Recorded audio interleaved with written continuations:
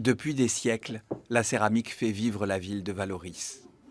Dans un contexte de crise, l'atelier bleu d'argile réfléchit durablement à son développement en innovant, même si les démarches de réutilisation et d'optimisation ont toujours existé. Voilà. Le recyclage de l'argile a toujours été effectué, donc toutes les petites chutes d'argile jusqu'à ce qu'elles ne soient pas cuites, est toujours réutilisable. Bon, il y avait des manipulations à faire et c'était souvent fait par les gens qui démarraient dans le métier en fait. Et puis après, il y avait aussi tout ce qui était utilisation des moules, puisqu'on avait toute une technique pour la vaisselle qui était faite autour des plats et des assiettes avec des moules. Et la ressource étant quand même limitée, vu qu'il fallait quand même du personnel très qualifié pour faire les moules, on les utilisait vraiment, je veux dire, jusqu'à la corde. En fait, au départ, tu pars vraiment de choses pragmatiques que tu fais dans ton quotidien et que tu transposes dans ton entreprise. Hein. Si on trie nos déchets chez nous, voilà, on va y penser autrement et on va se dire « Ah ben oui, je ne peux pas jeter ça ». De questions aussi des clients. Les clients viennent visiter l'atelier, te posent des questions sur ta fabrication et à un moment, tu te retrouves interpellé, tu te dis « Ah oui, mais ça, je n'ai pas pensé en fait, et comment on pourrait faire ?» Quand je suis arrivée, par exemple, tout ce qui était carton, nos clients n'acceptaient que des cartons neufs. Dès que c'était des entreprises un peu grandes, elles voulaient que forcément on leur envoie dans des emballages tout à fait neufs. Et maintenant, on voit un réel changement, une réelle prise de conscience, puisque parmi nos clients, même les plus grands, certains annoncent directement que oui, ils sont plutôt favorables à ce qu'on utilise des cartons recyclés, qui ont déjà eu un premier usage et qu'on va réutiliser une deuxième fois, et qu'eux-mêmes le font de manière spontanée et nous y encouragent. Nous, on a eu la chance à un moment donné d'avoir une association qui était très active, qui s'appelait Active Argile, qui rassemblait tous les céramistes et santonniers de PACA, qui le voulaient bien. Et en fait, on avait pu avoir des gens dont c'était vraiment le métier, qui nous ont vraiment bien aiguillés sur des pratiques, sur des bonnes pratiques, sur, par exemple, justement, la gestion des déchets, pas que la terre, les émaux. Comment faire avec nos émaux qui risquent de partir dans des canalisations et polluer.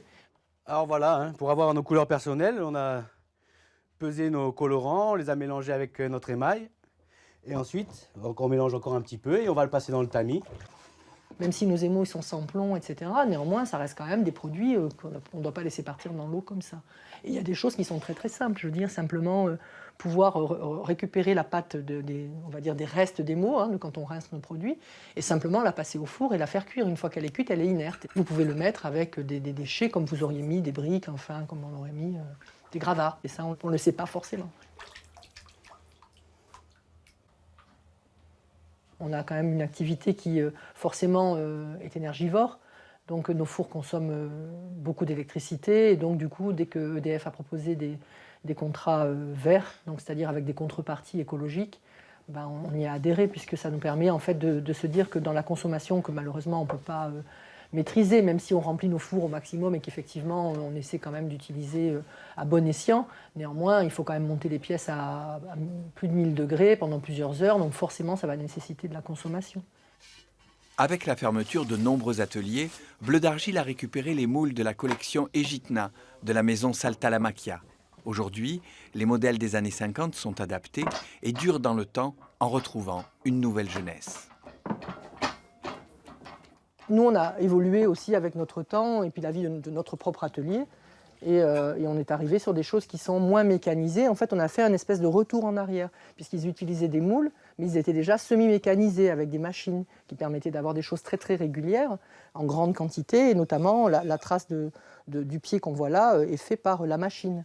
Et nous, on a préféré revenir vers des choses qui soient beaucoup plus artisanales, et on fait complètement à la main. Et la marque de notre fabrique à nous, c'est que justement, il n'y a pas de machine qui est intervenue, et on a aussi pu changer la matière pour avoir quelque chose à la fois de plus léger et de plus résistant. Là, on a choisi donc d'utiliser maintenant un grès noir pour avoir à la fois des reflets sous l'assiette, donc ça c'est le choix de la couleur, mais le grès c'est surtout pour pouvoir avoir plus de résistance avec notre travail qui est plus fin et en même temps avoir quelque chose qui puisse passer à la fois au lave-vaisselle, au micro-ondes et maintenant au four, que la faïence ne le permettait pas. La résistance, elle était faite dans l'épaisseur en fait. D'autres détails sur Bleu d'Argile et le développement durable? Rendez-vous sur le site de l'émission et dans le prochain Prioritaire.